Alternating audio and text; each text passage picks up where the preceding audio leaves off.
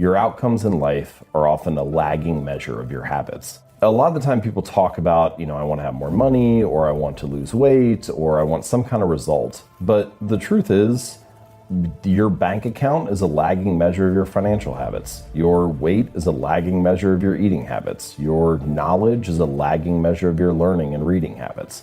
We think the thing that needs to change is the bank account or the test score or the number on the scale, but actually the thing that needs to change are the habits that precede those outcomes. The fight, the daily fight, is a challenge. You will not always want to do what you need to do. You will not always feel like doing something you need to do. You may not want to fight that battle, but you need to. Every action you take is kind of like a vote for the type of person you want to become. And if you can master the right actions, if you can master the right habits, then you can start to cast votes for this new identity, this desired person that you want to be. That's one of the reasons why small habits matter so much. They don't necessarily transform your life overnight. Doing one push-up does not transform your body, but it does cast a vote for being the type of person who doesn't miss workouts. Meditating for 1 minute might not give you an immediate sense of calm in your life, but it does cast a vote for being a meditator. The real goal is not to run a marathon. The goal is to become a runner. The goal is not to write a book. The goal is to become a writer. True behavior change is really identity change, because once you've changed that internal story, it's way easier to show up each day. You're not even really motivating yourself that much to do it. You're just like, this is who I am now. Short-term thinking says, the donut tastes good, eat it. Short-term thinking says, one workout doesn't matter, I can skip it. Short-term thinking encourages you to make short-term emotional decisions that hurt you in the long run. And they definitely don't move you toward your overall strategic goals. The more short-term decisions you make, decisions that are based on that immediate gratification, decisions based on quick emotional satisfaction, the further from the path you will stray. Think strategic. Think long-term. Act strategic. Take action that improves your long-term position and moves you toward your long-term goals. Figure out where you want to go. Figure out who you want to be. Figure out what you are trying to do with your life. Write them down. What are you saving for? What are you working toward? What kind of physical condition do you want to be in? What kind of relationships do you want to have? What skills are you trying to develop? You have to explain to yourself the why. Why do you want to save money? Why do you want to be in that physical condition? Why do you want those relationships, or why do you want those skills? You are your own leader. Give yourself the mission and explain the why behind those goals. Write those things down in simple, clear, concise language. Read it before you go to bed. Read it when you wake up. Read it every day until it is embedded in your brain. You need to win battles in order to win the war. You need to get out of bed. You need to run. You need to work out. You need to read and study and practice. And you need to do things that you don't necessarily want to do. And I know that can be hard. That's why people lose the war. That's why people never achieve their strategic goals. One missed workout at a time. One donut bypasses security, and then another, and then another, and it all adds up. Why? Because we don't think about the big picture. To win tactically, we have to think strategic all the time. Think strategic all the time. Before any action or any inaction, ask yourself this question: what I am doing, what I am about to do, Is it going to help me get where I am going? Is this action going to make me stronger or weaker? Is this action going to make me smarter or more skilled?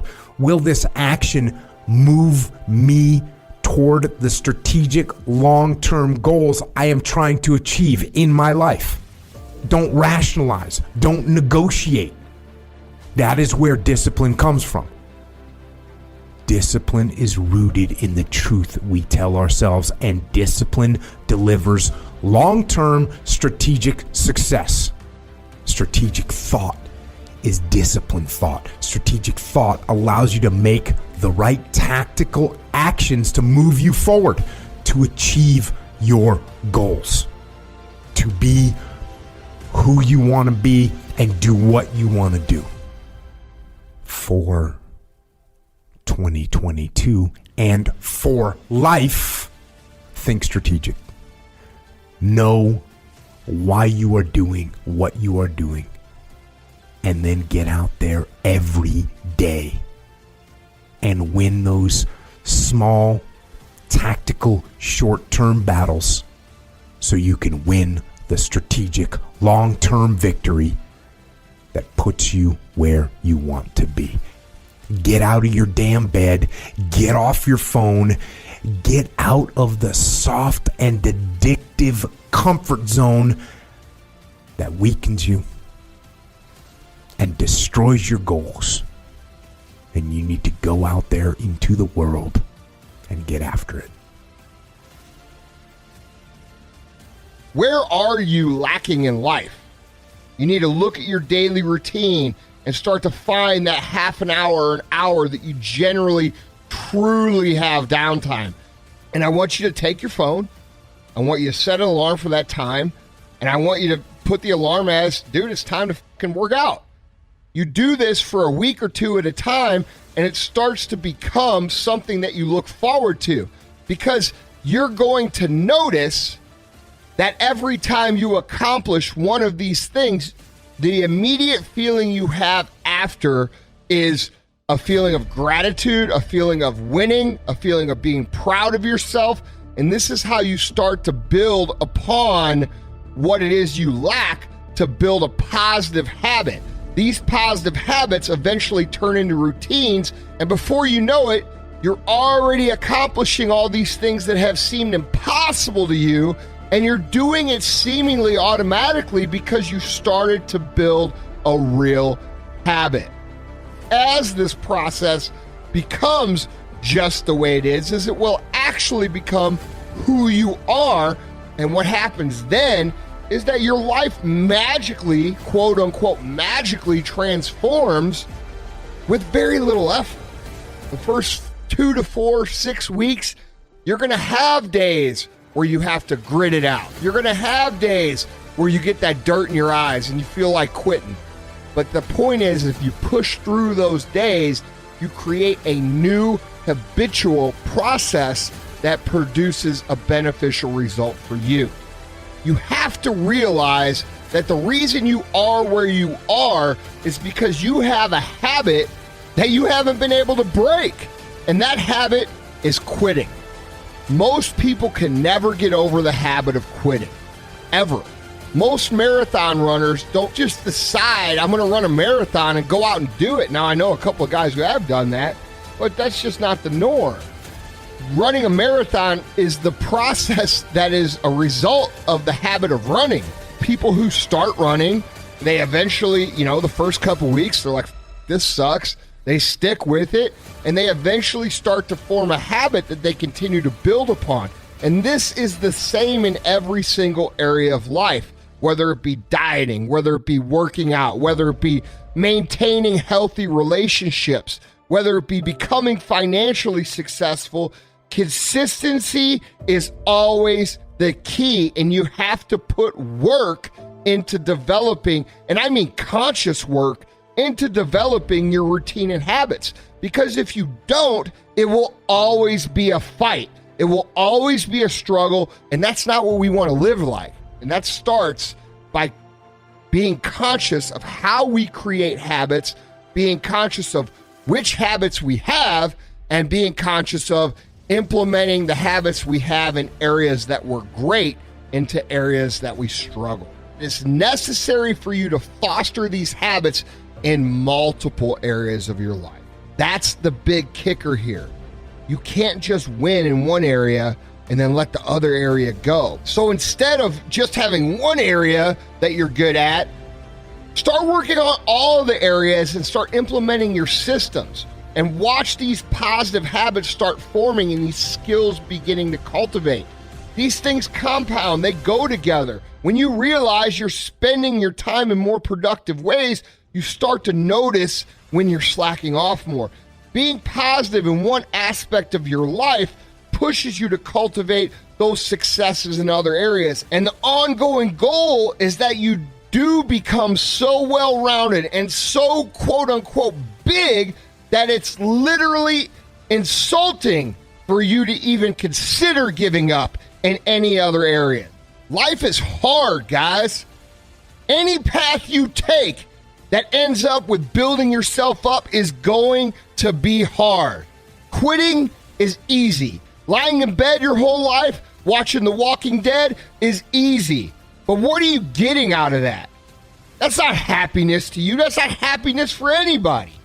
There is no way around putting in the work. If you want to succeed in anything, you are going to have to work your ass off for a really long time.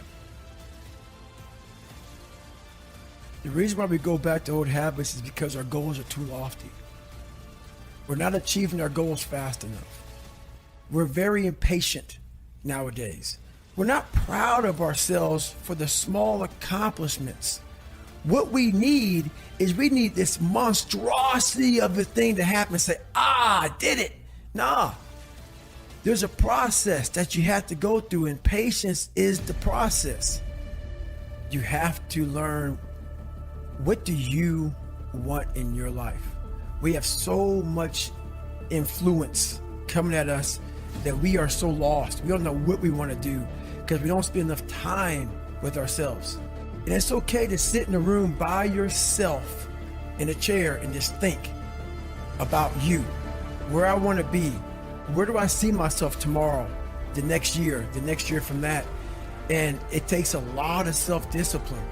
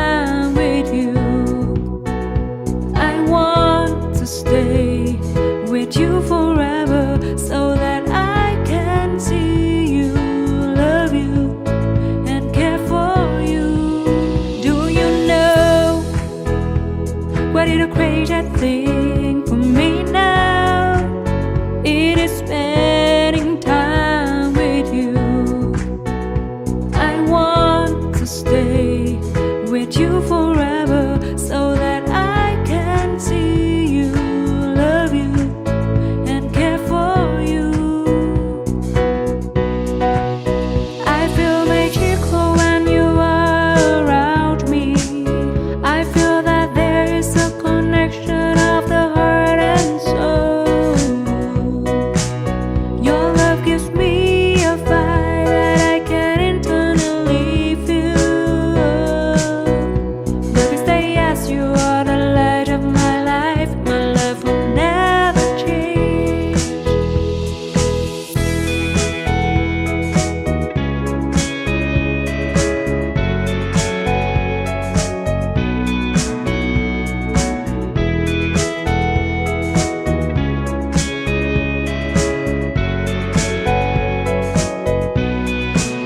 Do you know what is a crazy thing for me now? It is spending time with you. I want to stay with you forever so that I can see you, love you, and care for you. I feel magical when you are around me. I feel that there is a connection of the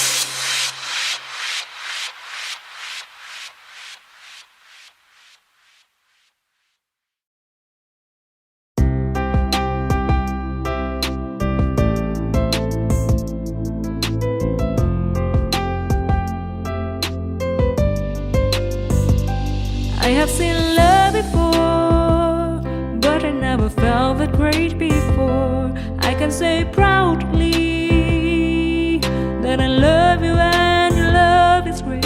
You are such an amazing man. I have seen love before, but I never felt that great before. I can say proudly that I love you and your love is great. You are such an amazing man. You have awakened a part of me. You have created something I've never knew. You not only care about me, but you always respect me as I am. You have accepted a part of me, and that makes all the difference to me. You are such an amazing man.